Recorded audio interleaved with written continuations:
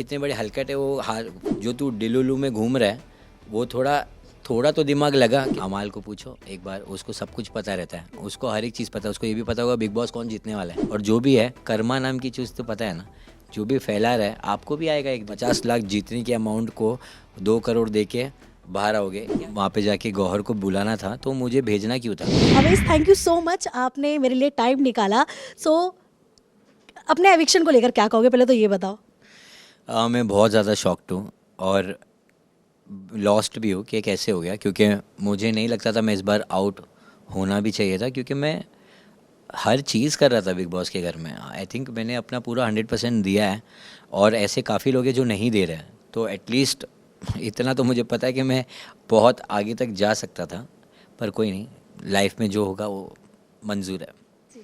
जब गौहर आपसे मिलने गई थी तो सबको ऐसे लगा था कि हाँ, मतलब आपका गेम पलट जाएगा, बट वहाँ तो गेम सच में एकदम ही अलग पलट गया। लेकिन उसके बाद से गौहर को ट्रोलिंग का भी बहुत ज़्यादा सामना करना पड़ रहा है। मतलब लोग कह रहे कि पैसे दे के निकलवाया गया, गौहर ने निकलवा, मतलब बहुत सारी चीज़ें हो रही है। वो तो आपने देखा ही होगा, बट क्या कहना चाहोगे इस पर?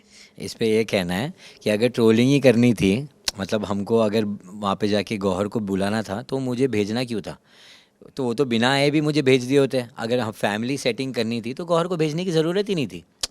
इतना कौन पागल है कि वो आके मेरे बारे में बोलेगी और फिर उसके बाद मेरे को भी बाहर भेज देगा। ये मुझे खुद को नहीं समझ में आया क्या हुआ है, क्यों हुआ है। हम खुद, हमारी पूरी फैमिली शॉक्ड है।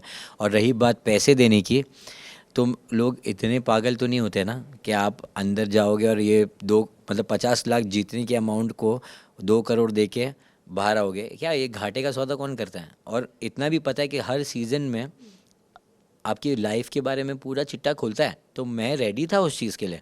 आई was ready to face everything. इसीलिए तो मैं नगमा के साथ गया, मुझे कोई स्ट्रेस था ही नहीं। अगर होता तो मैं लेकर ही नहीं जाता उसको भी, और खुद भी नहीं गया होता। अगर मेरी लाइफ में इतना ड्रामा होता तो ये कहाँ से इतने एलिगेशंस आ रहे मुझे पता नहीं। और जो भी है कर्मा नाम की चीज़ तो पता है ना, जो भी फैला रहा है आपको भी आएगा एक दिन, आपको भी फेस करना पड़ेगा। और होगा, टेंशन मत लो, आएगा। अवेश, जब आप बाहर आए घर के तो क्लूलेस रहे होगे आप। जो शुभी जोशी का जो इंटरव्यू काफ़ी वायरल हुआ है, आपको सबसे पहले बताया किसने उस टॉपिक पे? क्योंकि जाहिर सी बात है, जब आप आए होगे तो ये सब चीज़ें तो लेकर बैठे नहीं होगे, लेकिन कौन था वो शख्स जिसने आपके कान में ये बात डाली कि ऐसी चीज़ें चल रही है? मुझे नगमा नहीं बताया, क्योंकि मैं जब पहली बार आया घर पर तो मुझे उसने ही बताया। उसने बोली क्या बेसलेस आर्ग्यूमेंट चल रही है बाहर। और मुझे अब उसके बारे में इतना बात भी इसके लिए नहीं करना है, क्योंकि मैंने ना बशीर के बारे में वहाँ बताया था घर के अंदर, आपने देखा ही होगा। मैंने कभी उसके बारे में भी नहीं बताया। हो चाहता तो मैं बता सकता था। सेम चीज़ अब मेरे को इस इंसान के बारे में भी नहीं बताना है, क्योंकि उसका नाम भी नहीं लेना है मुझे। मुझे कुछ भी उसे नहीं करना है। ये बोलने के लिए कि भाई आपकी लाइफ है, आप कंटिन्यू करो। पास्ट पास्ट होता है, उसको साइड में रखो। वाइल्ड कार्ड के लिए इतनी चीज़ें मत करो। मैं बाहर भी आ गया हूँ, अब कोई सेंस नहीं बनता एनी विच वे। तो आप अपनी लाइफ पे फोकस करो, फालतू चीज़ें पे मत आओ। मैं नगमा के साथ खुश हूँ और मेरे को किसी को और कोई फुटेज देना नहीं है इसके बारे में। अच्छा, आपने फॉलोअर्स कितने में खरीदे वो बता दो। अमाल को पता होगा, अमाल को पूछो एक बार, उसको सब कुछ पता रहता है, उसको हर एक चीज़ पता है। उसको ये भी पता होगा बिग बॉस कौन जीतने वाला है। सो सब चीज़ आप उसको ही पूछ लो, क्योंकि अगर अमाल के बारे में मैं बताने जाऊँगा तो उसके बारे में भी मुझे बहुत कुछ पता है। पर अगेन मैं नहीं बताऊँगा, बट मैं क्लैरिफाई ज़रूर करूँगा कि अमाल ने पहले मुझे डीएम किया था और उसने हर चीज़ मेरे को, हर चीज़ काम के बारे में, इसके बारे में खुद से पूछा है। अगर मुझे काम चाहिए तो मैं मेरे बाप से मांगता, वो अमाल मलिक से 10 गुना ऊपर है। तो वो मुझे काम और बेटर दे सकते थे। मैं म्यूज़िक डायरेक्टर बन के आराम की लाइफ जी रहा होता। मुझे इतनी मेहनत करने की क्या ज़रूरत थी, day by day videos banana, dance करना, ऐसा करना, वो करना। अगर ये करना ही होता तो शॉर्टकट था। वो मुझे संजय अंकल के पास लेके जाते, मुझे एक अच्छा ऑफ़र दे देते, मुझे एक अच्छा सा वो दे देते ब्रेक, और मैं आगे हो जाता। मुझे हर चीज़ मेरे खुद के दम पे ही करनी थी। तो अमाल को ये बात बता दो कि भाई अपने जो तू डिलुलू में घूम रहा है वो थोड़ा थोड़ा तो दिमाग लगा कि तू किसके बारे में बात कर रहा है। मैं हूँ, मेरे पास बहुत बैकअप है, पर मैंने कभी लिया नहीं है, तो मैं इसका क्यों लूँगा। और डब्बू अंकल, आपको सॉरी बोलने की ज़रूरत नहीं है प्लीज़। ये मेरे और अमाल के बीच में है, आप स्ट्रेस मत लो, हम सॉल्व कर लेंगे। इसके अलावा अवेश, एक कंटेस्टेंट और है घर में जो बकलावा खाने दुबई जा रहा है और उनके बहुत सारे बॉडीगार्ड्स हैं, मतलब बहुत सारी चीज़ें हो रही है, उस पर क्या कहना चाहोगे? उस पर ये बोलना चाहूँगा कि जो जो उसने मुझे वादे किए हैं, उसने मुझे बोला तू बाहर आएगा ना 150 होर्डिंग लगेगी तेरी। मैं ऐसा था, ये बंदी फेंक रही है कि सच बोल रही है, 150 होर्डिंग कौन लगाएगा आपके लिए। तो मैं बोला अच्छा हाँ ठीक है, ज़रूर लगाना, मैं देखना चाहूँगा।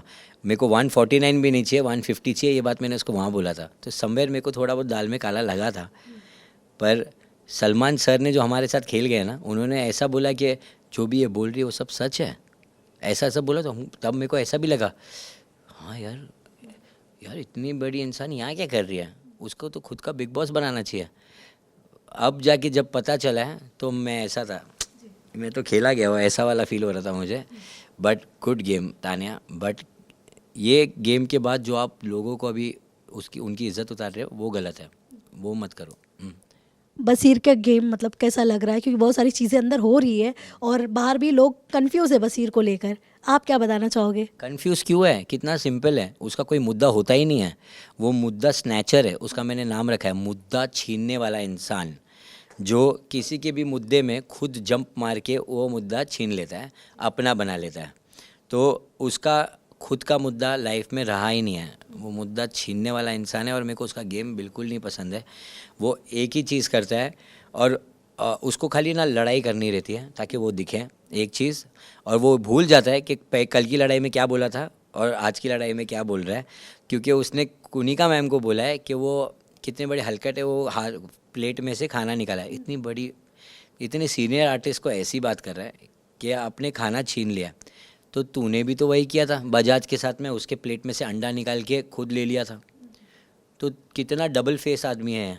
तो उसका गेम मुझे ज़रा नहीं पसंद है, ना अमाल का पसंद है, शहबाज का तो 0% पसंद है।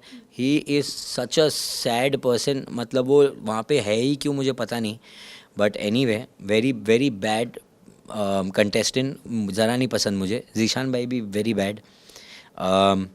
नीलम एक ठीक, चलो ठीक है, वो मैनिपुलेटेड है बाकी लोगों से। बट बाकी मेरी टीम बेस्ट। चुन के बनाया, बनाया किसने, चुन चुन के बनाया। लास्टली फैंस के लिए एक मैसेज देना, ऑल्सो नगमा के घर बारात कब जाएगी, किस मंथ में जाएगी, वो बता दो, क्योंकि फैंस बहुत ज़्यादा एक्साइटेड है। फैंस के लिए बोलना चाहूँगा thank you for supporting me. मैं जब एविक्ट हुआ था तो मुझे ऐसा लग रहा था कि मैं डिज़र्विंग नहीं हूँ, बट जो आप लोगों ने सपोर्ट दिया है वो अनफेयर जो डाल कर, मुझे ऐसा लगा है कि मैंने बहुत कुछ अच्छा किया लाइफ में। तो thank you so much for that. और पर रही बात नगमा की बारात की, तो वो पहले हम अच्छे से एक अच्छी ट्रिप ले गए, एक अच्छा हॉलीडे ले गए, उसके बाद वहीं पर डिसाइड करेंगे करना क्या है। तो आपको न्यूज़ बहुत जल्दी मिल जाएगी। दहेज में क्या ले रहे हो वो बता दो। दहेज में नगमा ले रहा हूँ। Thank you so much Amit, and बहुत मज़ा आया आपका गेम देखकर। ऐसे ही आप आगे खेलते रहो, लेकिन एज अ वाइल्ड कार्ड ज़रूर जाना अगर मौका मिले। अगर मौका मिला तो मैं 100% जाऊँगा, मुझे कोई रिग्रेट नहीं है। बिग बॉस शो बढ़िया था, मैंने बहुत कुछ सीखा है वहाँ पर। अगर मुझे बिग बॉस भी मिलता है या कोई भी शो मिलता है, मुझे रियलिटी शो का चस्का लग गया है। तो अब मैं हर चीज़ के लिए रेडी हूँ, और कलेशी अवेज आप लोग को मिलेगा अब हर जगह पर। Thank you.